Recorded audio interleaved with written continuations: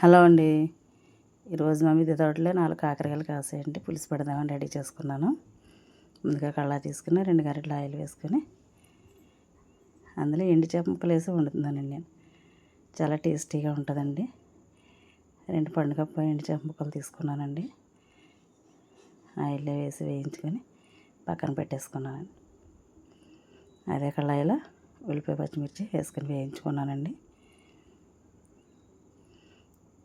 ఉల్లిపాయ బాగా వేగిన తర్వాత ఇలా చిన్న చిన్నగా కట్ చేసుకున్న కాకరకాయ ముక్కలు వేసేసుకున్నానండి.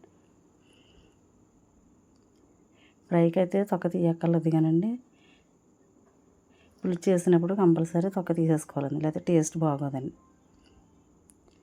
ఉల్లిపాయ ముక్కలు మగ్గిన తర్వాత ఒక టమాటా కూడా వేసుకున్నాను నేను.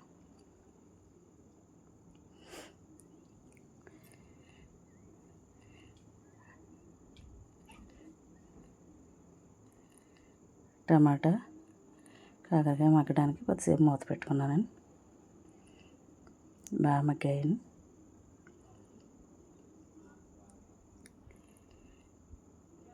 ఇప్పుడు కారం వేసుకోవాలండి. సరిపడగా కారం వేసుకున్నానండి. చేదు పోవడానికి కొంచెం కారం ఎక్కువనే పడుతుందండి. పసుపు, సాల్ట్ వేసుకొని బాగా కలుపుకొని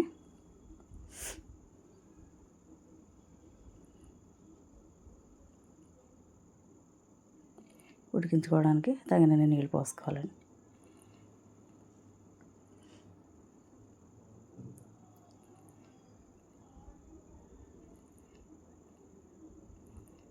బాగా ఉడకాలండి, అందుకని వాటర్ కొంచెం ఎక్కువే పడుతుందండి. కొద్దిసేపు మూత పెట్టుకోవాలండి. ఎండుచేప ముక్కలు వేయడం మర్చిపోయినందుకని మళ్ళీ మూత తీసుకుని ఎండుచేప ముక్కలు వేసుకున్నాను. బాగా ఉడికిపోయి దగ్గరికి అవుతుందండి. చింతపండు ఇలా చిక్కగానే వేసుకోవాలండి. చింతపండు పులుసు వేసేసుకున్నానండి. మళ్ళీ మూత పెట్టుకుని కొద్దిసేపు మగ్గనివ్వాలండి. మనం ఏ విధంగా వండినా కూడా పులుసు చేదుగానే ఉంటుందండి, అందుకని బెల్లం కూడా వేయాలండి. బెల్లం కూడా వేసుకున్నానండి.